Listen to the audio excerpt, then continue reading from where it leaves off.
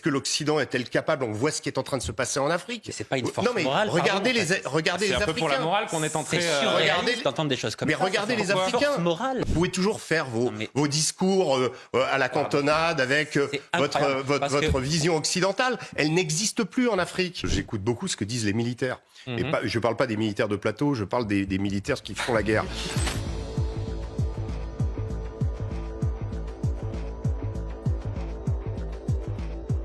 Volodymyr Zelensky, qui était donc à Bruxelles aujourd'hui, qui demande aux Européens de lui livrer des armes lourdes et notamment des avions de chasse. La Grande-Bretagne s'est dit prête à le faire, malgré des risques d'escalade. Le Sommier, je commence avec vous parce que je rappelle à nos téléspectateurs que non seulement vous maîtrisez ce conflit russo-ukrainien, mais surtout vous êtes allé vous-même sur le terrain à plusieurs reprises. Je crois que vous êtes revenu il y a quelques semaines à peine, d'une dizaine de jours de Bakhmout notamment.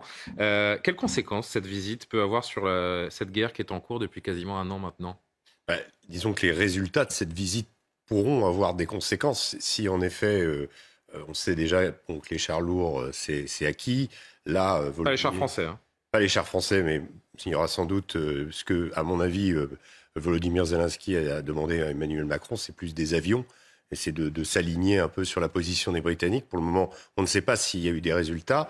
En tout état de cause, ce qui se passe, il faut le voir en regard de ce qui est en train de se passer sur le terrain.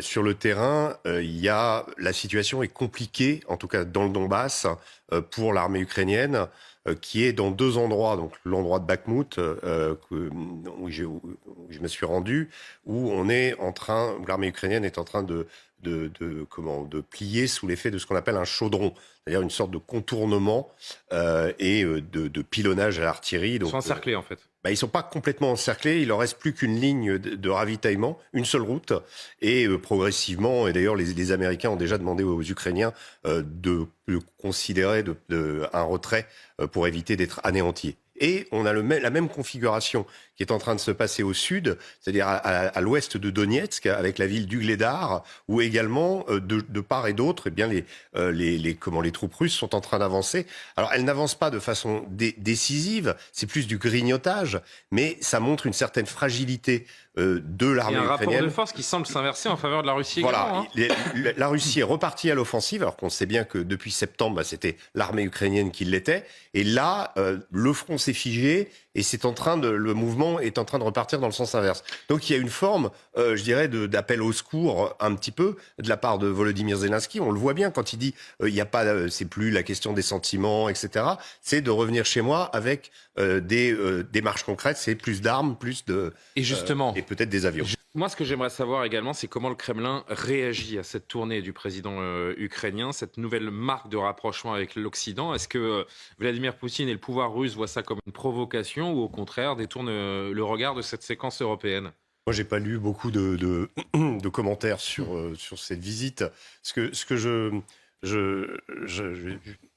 j'argumenterai sur un plan.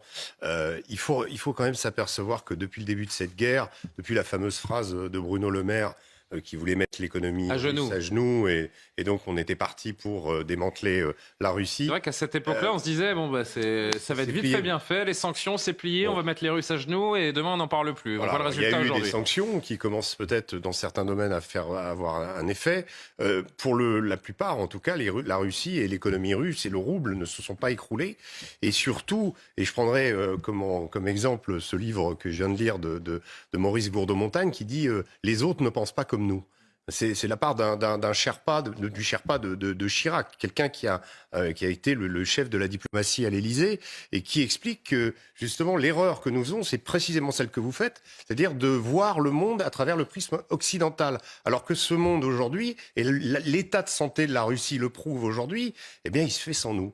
Et la Russie, mais elle a un pilier avec l'Inde, elle a un pilier avec la Chine. Aujourd'hui, moi je l'ai vu à Moscou. C'est précaire comme pilier néanmoins. Mais non, c'est pas du tout précaire. Vous avez les 2 tiers de l'humanité. Qu'est-ce que vous en avez à faire ? Quoi, pardon ? Les 2 tiers de l'humanité. avec vous. Qu'est-ce que vous en avez à faire de quelques millions, de quelques centaines de millions d'Occidentaux? Donc le problème, c'est qu'on a cette espèce de suprême arrogance qui nous font toujours voir le monde comme on devait être l'élément stabilisateur. Les États-Unis l'étaient à une époque, mais les États-Unis ont cessé de l'être, ne veulent plus l'être. Donc si vous voulez, aujourd'hui... Ils sont plus tournés vers la Chine que... Oui, ils sont tournés vers la Chine dans une perspective d'affrontement, parce qu'ils sentent bien que... Et d'ailleurs, c'est à l'époque de Donald Trump que l'alarme a été sonnée précisément par Donald Trump. On avait beaucoup critiqué à l'époque, glosé, etc. Mais c'est lui qui a fait comprendre que la Chine représentait un danger pour le monde, pour les États-Unis, qu'il y avait des pratiques tarifaires qu'il fallait réguler, etc. Et puis surtout que la marine chinoise avait triplé ou quadruplé sa taille. Donc là, il y a eu une alerte des États-Unis et donc il y a eu une attention particulière sur la Chine. Mais ce que je veux dire sur la question du règlement des conflits aujourd'hui dans le monde, et vous parliez des dictateurs, mais oui, en effet, la démocratie est en retrait dans le monde. C'est une réalité. On ne peut pas, voilà. Alors qu'est-ce qu'on peut y faire? On peut faire des comment? Ce qu'on fait actuellement, aider l'Ukraine, l'armée, la financer, tenter de repousser un agresseur qui est de toute évidence, là, quel que soit le point de vue des uns et des autres, il y a un agresseur dans ce conflit. Et en effet, il est une menace. Mais ça, on est d'accord, il n'y a pas de souci. Mais la vraie question, la vraie question, elle est de la pertinence du discours occidental aujourd'hui. Ouais. Je dirais que voilà, est-ce que l'Occident existe encore en tant que force morale? Est-ce que l'Occident est-elle capable? On voit ce qui est en train de se passer en Afrique. Mais c'est pas une force morale. Regardez les Africains. C'est un peu pour la morale qu'on est en train de regarder d'entendre des choses comme ça. Mais regardez les Africains. Non, mais moi je parle de la réalité. Les Africains sont en train de nous échapper complètement. Et ils vont du côté des Russes. Et ça, vous ne pouvez pas le nier.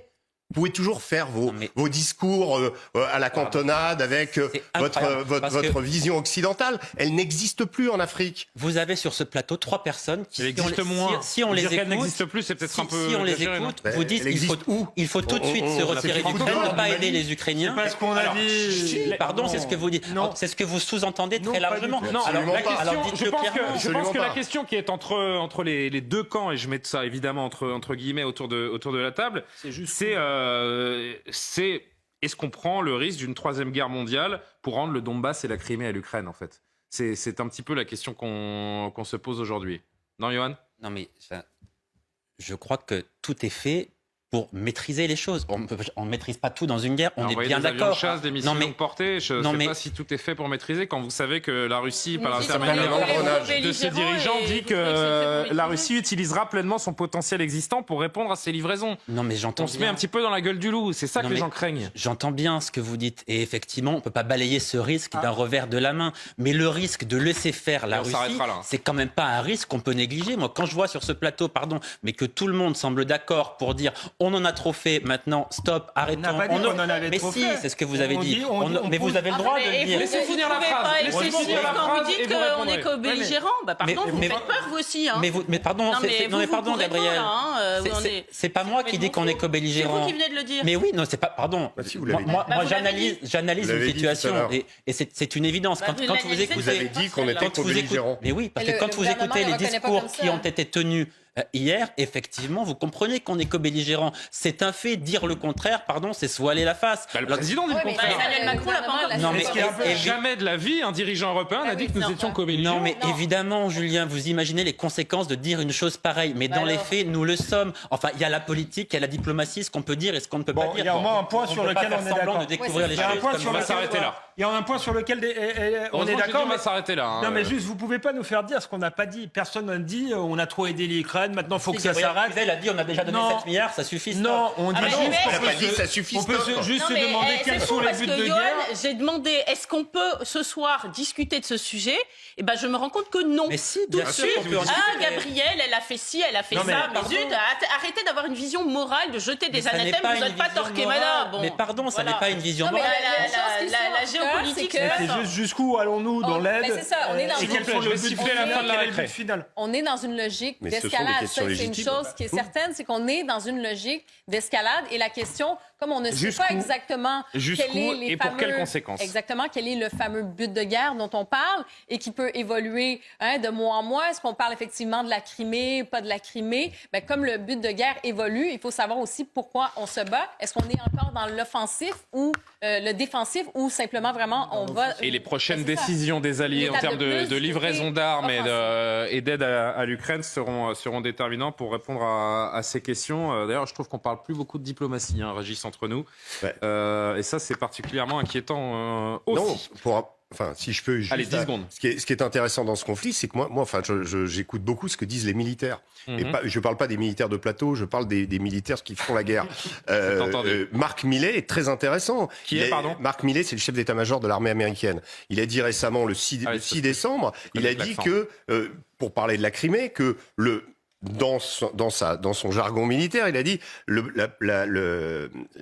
les chances que l'Ukraine reconquiert la Crimée et le Donbass dans les 2 semaines sont militairement faibles. Bon, voilà, ça faut l'interpréter, ces paroles-là. C'est le chef d'état-major de l'armée américaine.